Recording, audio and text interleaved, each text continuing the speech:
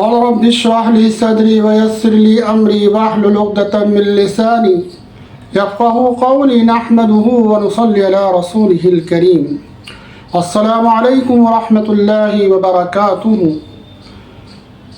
آج جمعہ کا دن ہے۔ آج انشاءاللہ آپ کے سامنے دین کے بارے میں عرض کروں گا کہ ہم لوگوں کو دین پر چلنا کتنا ضروری ہے، ان کے مطابق زندگی گزارنا کتنا ضروری ہے کہ اللہ کے رسول صلی اللہ تعالی علیہ وسلم نے فرمایا کہ دین کے معاملے میں ایک دوسرے سے آگے بڑھنے کی کوشش کرو کہ اگر فلاں شخص 5 وقت کا نمازی ہے تو میں بھی 5 وقت کا نماز پڑھنے والا بنوں، فلاں شخص دین کے دیگر کام کرنے والا ہے، صدقات خیرات کرنے والا ہے تو میں بھی اس سے زیادہ صدقات خیرات کرنے کا اہتمام کروں۔ گویا کہ دین میں ایک دوسرے سے آگے بڑھنے کی کوشش کی جائے۔ اور اللہ کے رسول صلی اللہ تعالیٰ علیہ وسلم نے فرمایا کہ دین کے معاملے میں اپنے سے اوپر والوں پر نگاہ رکھو اور دنیا کے معاملے میں اپنے سے نیچے والوں پر نگاہ رکھو۔ اگر دین کے معاملے میں، اگر دنیا کے معاملے میں اپنے سے اونچے والوں پر نگاہ رکھی جائے گی تو کبھی بھی سکون اطمینان حاصل نہیں ہو سکتا۔ آج ہم پریشان کیوں ہیں؟ آج ہم بے سکون کیوں ہیں؟ اس لیے کہ آج ہمیں دنیا کے اندر سکون نہیں، اس لیے کہ ہمیں دنیا کی حرص بہت بڑھ چکی ہے۔ ہم دنیا میں ایک دوسرے سے آگے بڑھنے کی کوشش کر رہے ہیں کہ میرا کاروبار اس سے اچھا ہو جائے، میرا گھر اس سے اچھا ہو جائے، میری فیکٹری اس سے اچھی ہو جائے۔ گویا کہ دوڑ تو لگا رہے ہیں، ایک دوسرے سے بڑھنے کی کوشش تو کی جا رہی ہے، لیکن دین کے معاملے میں نہیں بلکہ دنیا کے معاملے میں۔ بلکہ اللہ کے رسول صلی اللہ علیہ وسلم فرما رہے ہیں کہ دین کے معاملے میں آگے بڑھو، ایک دوسرے سے سبقت حاصل کرو۔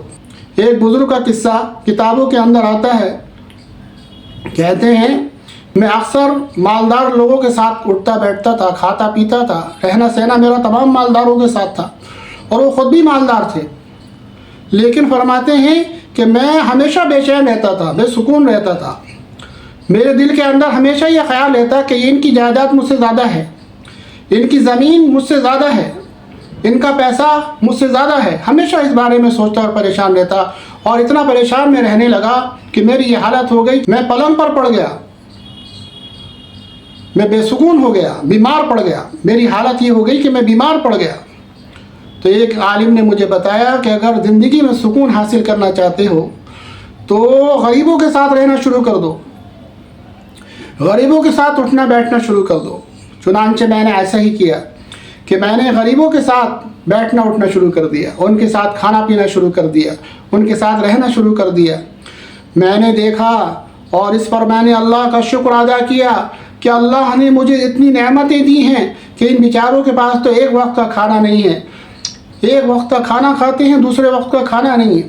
تو میں نے اللہ کا شکر ادا کیا کہ اللہ تو نے مجھے اتنی نعمتیں دی، آج میں اس پر شکر کرتا ہوں کہ تو نے مجھے کتنے ہی لوگوں سے زیادہ نعمتیں عطا فرمائی ہیں۔ تو میرے محترم بزرگ دوستو، اگر ہم بھی یہی خیال پیدا کر لیں، اپنے دل کے اندر یہی جذبات پیدا کر لیں کہ اللہ نے جو ہمیں دیا ہے ہم اس پر صبر کرنے والے بن جائیں، اور اپنے نیچے والوں پر دیکھیں کہ بہت سارے دنیا میں ایسے بھی لوگ ہیں جنہیں ایک وقت کا کھانا مل رہا ہے، ایک وقت کا نہیں مل رہا۔ بہت سارے ملک، ہمارے ممالک ایسے ہیں جہاں پر ایک وقت کا کھانا مل رہا ہے لوگوں۔ بہت سارے ہمارے ملک کے اندر ایسے لوگ ہیں کہ ان کے پاس رہنے کو گھر بھی نہیں، بیچارے کرائے پر رہ رہے، کاروبار صحیح نہیں، اور ایک محنت اور مزدوری کر کر زندگی گزار رہے۔ تو اللہ نے اگر ہمیں دیا ہے تو اس پر شکر کریں، اور اگر نہیں دیا ہے تو اس پر صبر کریں۔ صبر اور شکر کرنا یہ اللہ کو بہت پسند ہے کہ اللہ کی ہر نعمت پر شکر ادا کیا جائے۔ اگر اللہ کوئی آزمائش میں ڈالے تو اس پر صبر کیا جائے، اللہ کی ہر نعمت پر شکر ادا کیا جائے اور اللہ کی ہر آزمائش پر صبر کیا جائے۔ اسی کو دین کہتے ہیں۔